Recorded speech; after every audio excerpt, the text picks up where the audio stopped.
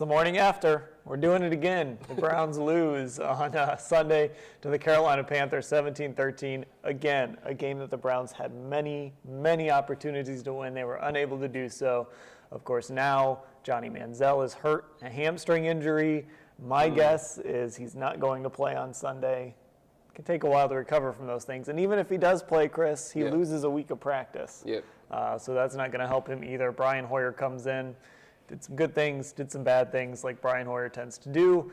The run defense was the run defense. And here we are.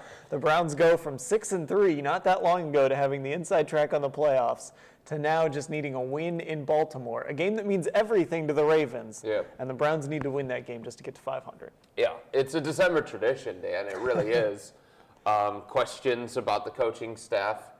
Certainly questions about the quarterback position. Nobody writing anything positive about the Cleveland Browns. And playing the role of spoiler. Think about it. And not knowing anything about your quarterbacks. There you go. About 2 weeks ago, we were getting ready for the game against Cincinnati thinking, all right, the Browns have a chance here. A chance, small chance, but a chance to go on a late season run. See if they can answer some questions going into next year. See if they can shock the world. And instead, we're sitting here saying, can we spoil things for Baltimore? And you just lost to, I know Carolina's playing for the playoffs next year or next week. You lost to a bad football team yesterday. Carolina's a bad football team. And, you know, the thing is, what's going to kill you when you look back on this season? And we'll have lots of time to look at the big picture stuff. But again, you were 6-3. You had a game at home against Houston with Ryan Mallett making his first start. You laid an egg. You went to Buffalo. You beat Atlanta. Then you went to Buffalo, who's actually a pretty good team. They're decent. Should have won that game, though. Your defense kept you in that game. You lost it. You play Indianapolis, a game you had no business winning going into it. Your defense gets you 2 touchdowns. You should have won the game. You lost it. Then, of course, the Cincinnati game, it all falls apart from there. A lot of people out there saying, oh, well, you know, if you told me before the season if the Browns win 7 games, I'd be happy. I don't think you can be happy with this. If you're 6-3 and you have the easiest schedule in the NFL, you got to make the playoffs. Sure, and I think part of it is the fact that, you know, they let some opportunities slip away, just like you mentioned. I think the other part of it is the fact that they've lost 4 in a row here to finish the season, and we were all hoping to see some progress. And the other big part of it is, Dan, what they wanted to accomplish this year. They set all these individual goals. They reached some of them.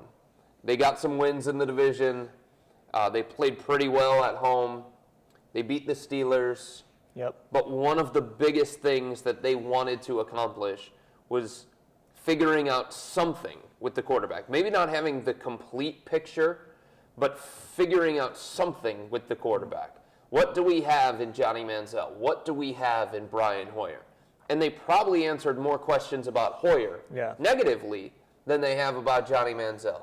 And here they are again, Dan, going into Week 17 against the Baltimore Ravens, and then going into an offseason where they're the only team in the NFL draft with 2 first-round picks, and they have absolutely no idea when it comes to Johnny Manziel. None, because yesterday was the worst thing that could have happened. Him getting hurt means that they don't have any idea. If he would have fallen on his face yesterday against Carolina, then fallen on his face this upcoming week against Baltimore, then they have some kind of idea. Then they say, okay, this dude collapsed in 3 games. He provides us nothing. He's not the answer. And Mike Pettin said it. 3 games might be a small sample size. But Mike Pettin said, we'll know. Now there's no way of knowing because you don't have anything except for 6 quarters of game action. There's no chance that they know. All right, I want to ask you something about that game yesterday because I haven't gotten a chance to really go back and watch it, but it seemed to me. I did. And I think this says a lot about Johnny Manziel. We saw it against Cincinnati. We saw it against Carolina. Teams don't respect his arm. He's given them no reason to respect his arm. When Brian Hoyer came in, for all the things that Brian Hoyer does not do well, you still have to respect the fact that there is a passing game with Brian Hoyer. that every now and again he can get the ball down the field to a guy like Jordan Cameron. He can get the ball down the field to a guy like Travis Benjamin. Tried a couple times in this game, it didn't happen, but we've seen it before. It seemed like the defense played Brian Hoyer very differently. They played him like you're supposed to play an NFL quarterback. Bengals and Panthers, no respect for Johnny Manziel's arm. You saw one safety back. You saw the box stacked. There's no respect for Johnny Manziel's arm. And that goes from teams who saw the film last week, who saw the film at A&M, who scouted this guy coming out of college. We don't know a lot about Manziel, but what we do know is the first two teams that have faced him don't think he can throw the ball on them. Well, there's another truth here is I don't know that the Browns know that he can throw the ball or the Browns think he can throw the ball. Here's a guy who's got a bit of a hamstring issue, and the Browns run a design quarterback run for him. Yeah. I don't think the Browns, Dan, have a grasp on what Johnny Manziel can do to be effective. I think they see him the wrong way. They've been using him like Kyle Shanahan and Mike Shanahan used Robert Griffin III his first year in the NFL. That's not who Johnny Manziel is. That's not what he did at Texas A&M, and everybody knows the things that he did at Texas A&M, they're not going to work consistently in the NFL.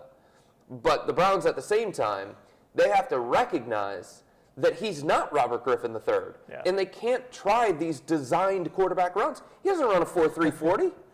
He's not as fast as what they think he is. Guys that you run those plays with, Cam Newton, Robert Griffin III, Michael Vick. Johnny Manziel's a scrambler. Johnny Manziel's an improviser. That's what he does. The design quarterback runs with this kid are not going to continue to work. Yeah. And part of it is the coaching. And I think you hit on something. I don't think they have an idea of what he can do. I think the Browns do have an idea of what Brian can do. And I think defenses have an idea of what Brian can do. And I think one difference that you saw, obviously, is you got a veteran guy. And you can say what you want to about Brian Hoyer and the limited amount of times that he started in the NFL. But he's been around. Oh, yeah. He's been in different offenses. I mean, you can't on one hand say, okay, the guy spent years learning behind Tom Brady, and then say, oh, no, he's still, he doesn't have a lot of experience. Right, so I mean, the offense is going to look different, and it's going to look more crisp, and it's going to look more fluid with Brian because he knows what he's doing. Johnny Manziel was a guy yesterday going against Carolina, making his second NFL start. So it's not surprising to me that when Brian came in, when he was called on, when Johnny got hurt, all of a sudden the Browns had an offense that looked somewhat close to an NFL offense again. It should. Yeah, and what you say there is very concerning. And I think, let's establish the fact that you and I both would agree that, Johnny Manziel should be on this team next year. He should be given a shot to start next year. No matter what we say right now, I don't know if you think that. I don't know that I still think that. Maybe not given the job, but at least a chance to compete for the job. Oh, boy. Well, anyway. There's a hard thing here when it comes to Johnny Manziel. I think there are certain guys in the NFL, and Tim Tebow was one of them, because of who they are, because of the traits they have, because of how popular they are, and how polarizing they are. It's very hard to have them be backups. That's true. So I think Johnny Manziel and Tim Tebow, I think they're lumped together. I'm not talking about their skill set. I'm talking about how they're viewed by other teams. The only place where I think they can be backup quarterbacks is on a team where you've got an established answer at quarterback. They can go to New England and be a backup because nobody's going to call for Johnny Manziel or Tim Tebow instead of Tom Brady. Yeah. And there's not going to be a divide in the locker room. They can go to Green Bay. Same thing, because there's not going to be a divide. If you put Johnny Manziel as a backup on this team with another question at quarterback as the starter, there is going to be a divide in the organization, there's going to be a divide in the locker room, and there's certainly going to be a divide in the fan base. And you can't have those kinds of things. Now, going back to the point you made about RG3 and how the Browns are kind of using Johnny Manziel, I think that's concerning for Manziel because you can't play backyard football in the NFL. Yeah, right. I think he's learned that very quickly. We've seen him scramble a number of times, and somebody closes on him. Mm-hmm. He's not getting 10 yards on these scrambles. He's getting 4 yards, 5 yards, no gains. He's losing yardage. You can't play backyard football. That's where he's at his best. A guy like Colin Kaepernick, as bad a season as he's had. He ran 90 yards away from the defense the other night. Right? You design that offense, though, for him to be able to run out of it. If you can't design an offense with designed quarterback runs for Johnny Manziel, that's a problem because we haven't seen the arm and we haven't seen the ability for him to create with his legs at the NFL level. That's a real problem. Most alarming thing that you've seen about Johnny Manziel in the first 2 games? The game looks too fast. Okay, I think that's fair, and I'd agree with that. To me, it's the fact that he looks shorter than I thought he was. Brian Hoyer looks like a giant next to him. Yes. Brian Hoyer's not that big. No, he's what, 6'2"? Probably. Maybe. And he looks slower than I thought he was. Well, that's because, again, when you're at Texas A&M, you're not going against these defenses. And Carolina's not a great defense, but these are NFL players. Yeah. They're fast. They close. And these defensive coordinators are spending all kinds of time game planning for Johnny Manziel to run because, again, they don't respect his arm. Johnny Manziel, Dan, in the first 2 starts, he has looked like a dude who won a contest to be a starting quarterback. You know what I mean? It's been rough. You know in the NBA how you have those contests in between quarters where you get to be NBA guy, you get a layup, you get a free throw, you get a 3-pointer, and a half-court shot, you get a half-court shot to win a scholarship or a scholarship or some kind of money. Johnny Manziel looks like that playing starting quarterback. And I was a Johnny Manziel guy, but I can only go by what I have seen. And I have seen zero evidence. Dan, I just wanted a flash. I just wanted a few things that I could grab onto. Like, he didn't have to win against Carolina yesterday. He didn't have to win last week against Cincinnati. I wanted to see something from him individually. Things that Minnesota has seen from Teddy Bridgewater. Things that individually Jacksonville has seen from Blake Bortles. Things that the Raiders have been able to see from Derek Carr. I just wanted to see something individually from Johnny Manziel that I could grab onto, some kind of flash that says, okay, I see it. I know why you were a first-round pick. I know why the Browns traded up for you. I know why you're going to be in the conversation for the quarterback spot moving forward. Dan, I got nothing. Yeah, and do you have anything? No, I don't. Did I miss something? I don't. I was thinking about it while I was flying back. I'm like, is there one play that you can look at Johnny Manziel and the say, throw to Hawkins? Yeah, I mean, that was it. That's it. Maybe go back to that Buffalo game and look at that throw to, was it Dre, I believe? Maybe it was Barnage.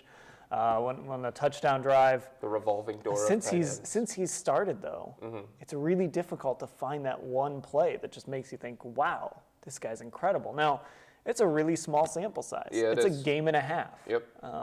But you said it, though. You said that you'd be okay with him going into next offseason and competing. Just competing, though. Why? Certainly not starting. Why? Because I think the sample size is so small. Okay. If he does not play against Baltimore, I'm willing to at least see what he can do. Is he gonna put in the work this offseason? Like you said, is he finally going to start putting in the work? Is he finally going to start doing what he needs to do off the field? Come into camp ready to compete. Yeah. Come into camp ready to win a job. Is he willing to do that? Because think about it. In training camp, what did Brian Hoyer do to win that job in training camp in the preseason? What did you see from Brian Hoyer? Nothing. On the field to win that job? On the field, he left the door wide open for Johnny Manziel. Right? He was a disaster. And then in training camp, he wasn't that good. He was not. The job was there for Manziel to go take. Right. And he didn't come into camp. Maybe he thought he was. He didn't come into camp, though, ready to compete and ready to win a starting quarterback job. But Mike Pettin, look, he's got to win some games. So he's going to go with the guy that he knows is going to work hardest. He's going to prepare like crazy. And he's going to give this team the best chance to win, even if it is just by being a game manager, just by making a throw here and there.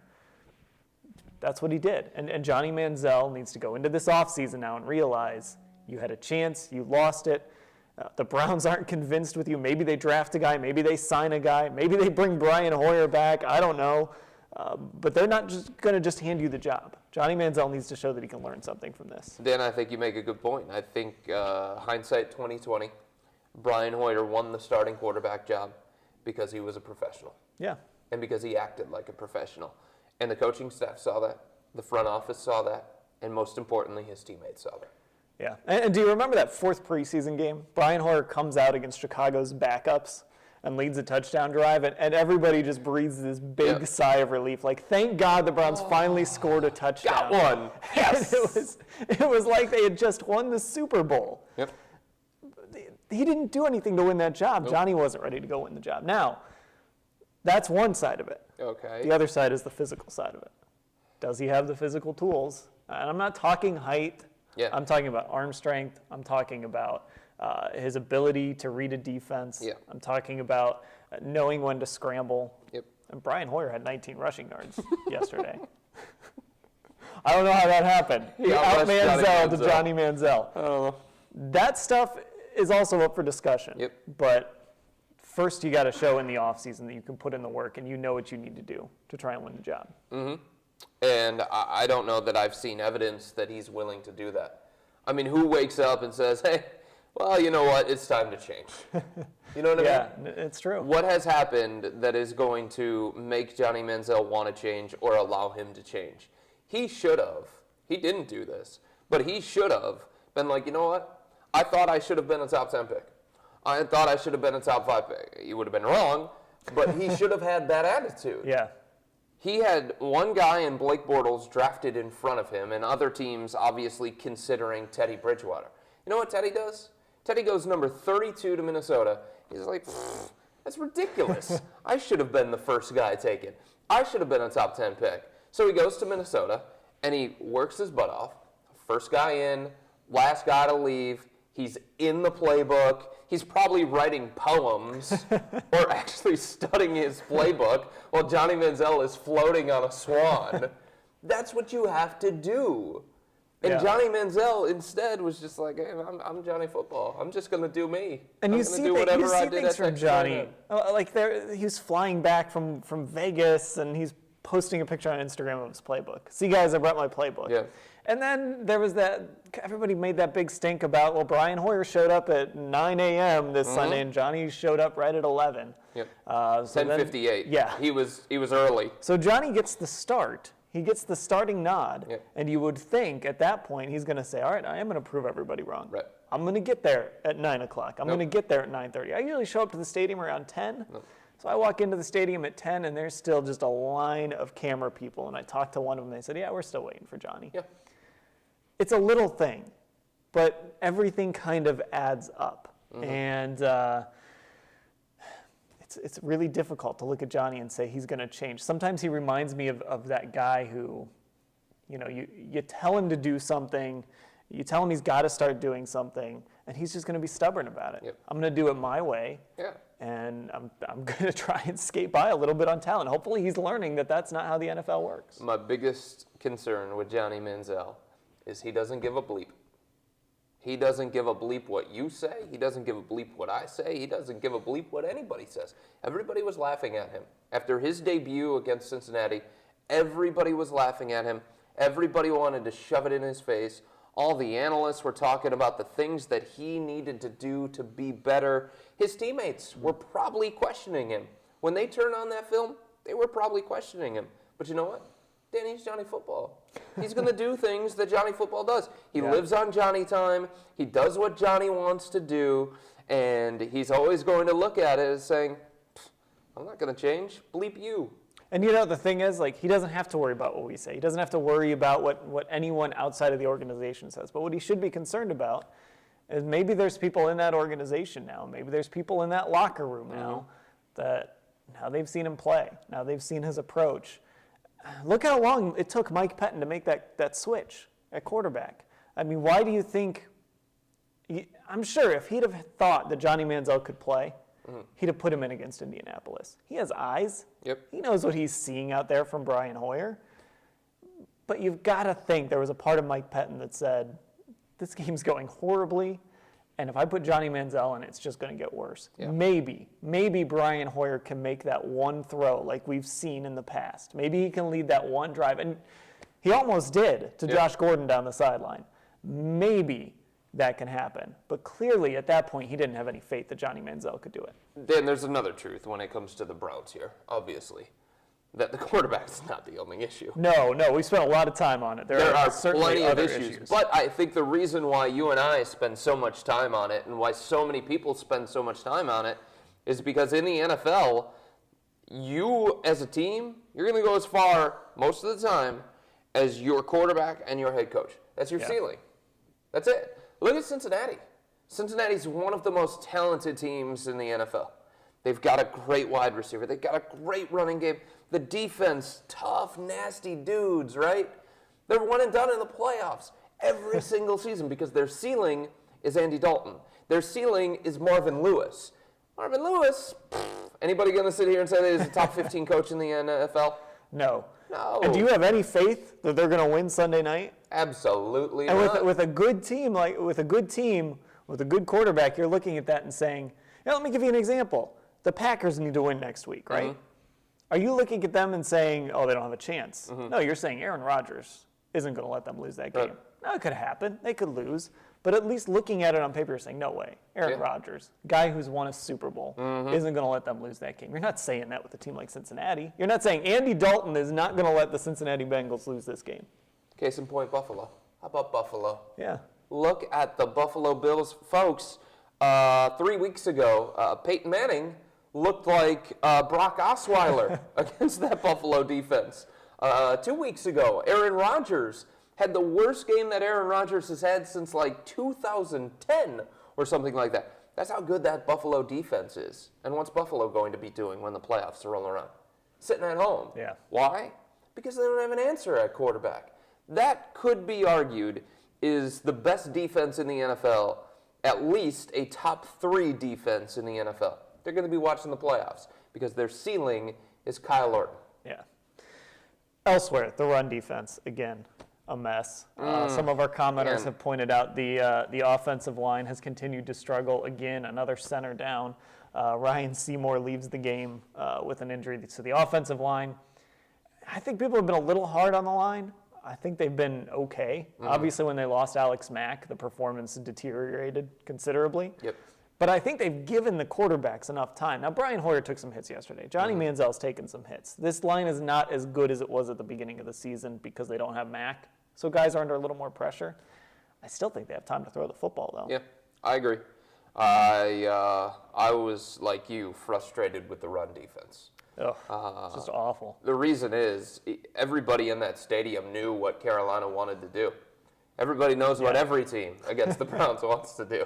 They want to run the ball. Yeah. Cincinnati did it at will with a guy who called out the Browns. Didn't matter. They couldn't stop him. Rookie or not, couldn't stop him. Yesterday, everybody knew that Jonathan Stewart was going to get the ball over and over and over again because they didn't want Cam Newton to take a ton of shots. They didn't want him to run a lot. They didn't want him to have to throw the ball behind that shaky offensive line. Browns knew what were. Yeah. They knew. Jonathan Stewart's coming at you. Couldn't stop him. And Dan, when they finally got the lead, the defense finally gets the lead, right? And they're able to protect that lead. Carolina just went right down the field against them. Jonathan Stewart wraps it up with a 30-yard run when the defense just needed to get off the field. Cam Newton barely broke a sweat on any of the bootlegs they called for him. There was one, it just looked like he was out for a little Sunday stroll. You want to be a top defense. Out there. You want to be a top defense. You want to be a top 10 defense.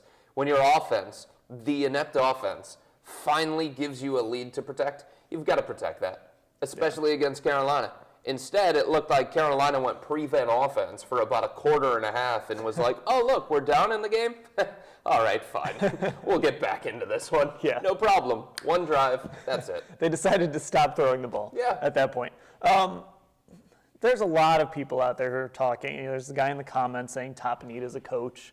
You're starting to hear people talk about Mike Pettin and is his job in jeopardy?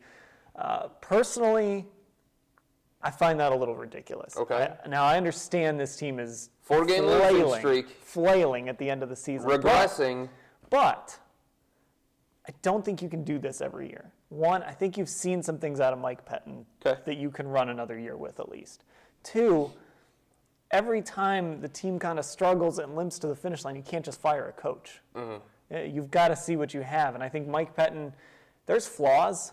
Obviously, he looked like a rookie head coach at times, but I also think he had this team playing above their heads for a good chunk of the season. He was figuring out a way to win with a guy like Brian Hoyer at quarterback. Now, the schedule was really soft as well, but I just think it's too early to say you got to get rid of Mike Pettin. I think he deserves at least a second year. 4-game losing streak so far. Yeah. They are regressing. Would you admit that? Yeah, I would say that. do you think he handled the quarterback situation correctly? That's usually the mark of a coach. Yeah, see, and that's a tough one. Do you think he did? I don't know if you're ever going to get an honest answer out of him about whether he believed in Johnny Manziel. Okay. I think at the beginning of the year, I thought he handled it well. Okay. I thought he picked the right guy to start at quarterback. I think he stuck by that guy long enough. The Indianapolis game for me was really the tipping point. That's when you needed to make that switch. But, and we're never going to get an honest answer from him. And when you see what happened against Cincinnati and you see what happened against Carolina, you look at it and you'd say, well, maybe he was right to not make a switch. Maybe he saw Johnny Manziel in practice. Maybe he saw that Johnny Manziel was not ready. He saw that Cincinnati game coming, and he just couldn't make that switch. Maybe his hands were tied just based on performance. Because when they made that switch, I know they were still in the playoff hunt. But were they really? Yeah, I understand that. Dan, do you honestly believe that this team can be a consistent playoff contender with Mike Pettine as head coach? I'm not ready to quite go that far yet. Okay. I think, again, you had that opportunity this year and it slipped away. See, I think if your answer to that question... I think there's some reasons for that. You had a lot of key injuries. Right. Some of that is an excuse, though, too. Well, some of it's also reality. Yeah, I mean, when you lose Alex Mack, that kills you. Yeah, I think if your answer to that question, if anybody out there is trying to ask themselves that question, and they can answer it yes, then you stick with Mike Pettine. I think consistency is important. I think stability is important. But you have to be stable with the right people. Yeah. You have to be consistent if you have the right people. I side with you on this one. At the end of this year, everybody's going to make a list of pros and cons when it comes to Mike Pettine. Everyone's going to do it when it comes to Manziel and Brian Hoyer. That's what you do. You evaluate everybody. Everybody's in a constant state of evaluation. And that's what's going to happen with Mike Pettine. There are some things that I do not like about Mike Pettine. Look, I don't like the fact that they are treating Johnny Manziel like he's Robert Griffin III, and I don't think they have any idea how to best use this kid. Yeah. That's an issue. I don't think anybody has any idea what the heck is going on with the running back rotation. Can you tell me why Terrence West didn't play yesterday? That was a shock. Nobody expected that. And Nobody again, knows. It sounded like, along with Justin Gilbert, he wasn't happy with the week of practice they had. Dan, nobody knows who it's going to be on a weekly basis when it comes to a running back. You know, that's fine. If a guy's injured, or if a guy shows up late, or a guy is not in his playbook, and you want to limit his carries, fine. But I continue to go back to that Thursday night game against the Cincinnati Bengals. Yeah. The best game that the Browns have played all season long. Why was it that way? Because they physically dominated the Bengals, because the running game was the difference. And who was the featured back that night? Terrence West that night. Terrence West got 26 carries for over 90 yards in that game. He was the Browns' identity. What happens the week after that? He's not the featured back. Yeah. He didn't get the most carries. So nobody in the organization can explain to me how this running back thing is going, and that's a problem when it comes to Mike Pettine. Here's another problem. I don't lay this all on Pettine. Some of it's on Josh Gordon.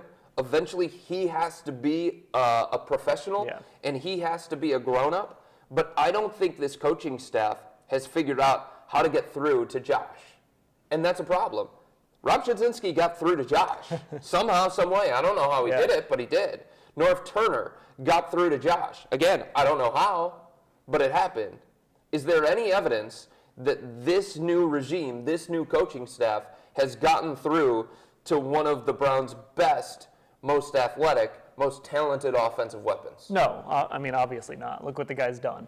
Nothing. So that's since Atlanta. And I can't disagree with you on any of these points. I mean, you're right. There are real questions about him. But at the end of the day, I'm with you. I side with Mike Pettine because of all the things that he's had to deal with. The things that he's had to deal with as a first-year head coach, I don't put on anybody. I don't welcome those things for anybody. The Manziel hoopla has been a problem. That has been a problem. That's tough to deal with for any first-year coach. It's tough to deal with for any coach, period, let alone a first-year coach. He's had tons of injuries. He's had tons of guys underachieving. Jordan Cameron, what the heck? You know what I mean? Yeah, missed a ton of time. And really just hasn't. He had that play yesterday, but really just hasn't been a reliable guy. This was supposed to be the year that he took that leap. So given all the things that he's had to deal with, the fact that this team won 7 games, in hindsight, I think that speaks to Pettine's attitude. I think it speaks to his toughness. I think it speaks to the fact that he can handle adversity and still have some kind of success. Maybe not as much success as people want to have. The fact that they are going to lose 4, maybe 5 games to finish out the season, that is a problem. But he has overcome a lot to get the Browns to this point. Just a couple of weeks ago, they were still technically alive in the playoffs. Yeah, and before we wrap up, so you asked if I could see Mike Pettin consistently leading this team to the playoffs. But I'll ask you this.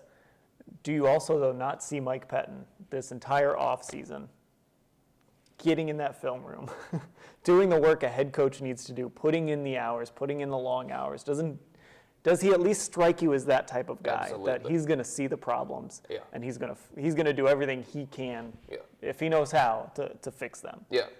Dan, I think there are some guys in the NFL, NBA, Major League Baseball who love winning more than they hate losing. Yeah. To me, Mike Pettin hates losing more than he loves winning. And I think that's the kind of guy that you want. And I think he is going to be really, really angry this offseason, and he's going to try and find answers. And the other thing that I like about Mike Pettin, and I think this is a mark of a good coach, he has confidence in himself. He believes in the things that he's doing. And even though I question them at times, and you question them at times, and maybe even people in the building question him at times, he's going to do it his way. And that's the only way a head coach can do it.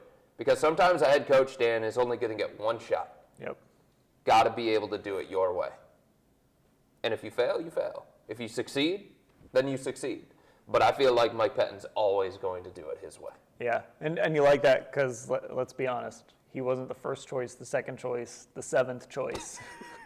He was the guy they hired. Well, right towards the end of that coaching search. So there's the other thing. For people that maybe want to move on from Mike Pettin and want to put a lot of blame on Mike Pettin, who are you going to get? Yeah, well, I mean, talk about the way who's going to take that job if you fire another guy? Exactly. After 16 Talk games. about the way that coaching search went down last year. How hard they had to convince people just to interview for the job, right? And how hard it was for the Browns to get some of these targets that they had at the beginning of the coaching search. You think this time around they're going to be able to be like, oh yeah, hey, Jim Harbaugh, you know what? Come to Cleveland here. Or all these other up-and-coming guys. Yeah, leave Seattle to come here to Cleveland. You know what I mean? Yeah. They have a hard enough time finding guys as it is, and now you're going to go back-to-back years firing first-year coaches. People are going to be like, yeah, stay away from Cleveland. All right, off to Baltimore. Browns are after the season trying to get to 8-8 in Baltimore against the former Browns. No game balls today? Got nothing.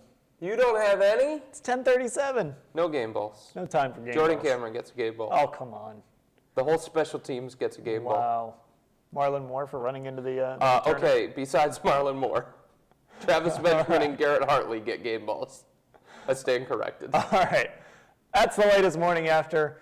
Thanks for watching. He's Chris Fedor. I'm Dan Labbe.